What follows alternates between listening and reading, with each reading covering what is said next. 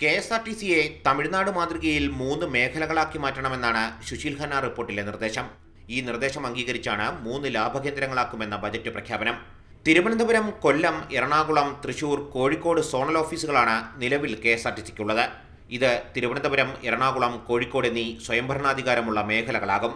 വികേന്ദ്രീകൃത ഭരണ സംവിധാനം വരുന്നതിനെ CITU അനുകൂല സംഘടന സ്വാഗതം ചെയ്യുന്നു. സ്ഥാപനത്തെ കാര്യക്ഷമമാക്കുന്നതിന് വേണ്ടി ഏറ്റവും നല്ല നിർദ്ദേശങ്ങളിലൊന്നാണ് വിപുലീകരിച്ച അധികാരത്തോടുകൂടി 3 മേഖലകളായി തിരിക്കണം എന്നുള്ളത്. കെ.എസ്.ആർ.ടി.സിയെ സ്വകാര്യവൽക്കരിക്കാനുള്ള നീക്കമെന്നാണ് ATUC അനുകൂല സംഘടനയുടെ വിമർശനം.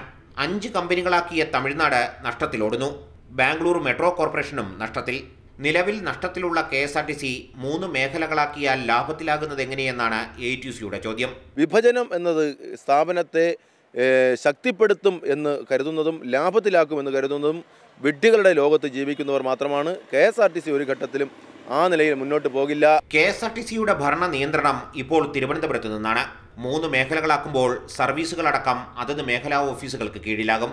ഇപ്പോഴത്തെ നിലയിൽ തൊഴിലാളി സംഘടനകളുടെ എതിർപ്പ് മറികടന്ന് 3 ലാഭകേന്ദ്രങ്ങളാക്കുന്നത് ബുദ്ധിമുട്ടാകും. CG കടക്കൽ, മാതൃഭൂമി ന്യൂസ്, തിരുവനന്തപുരം.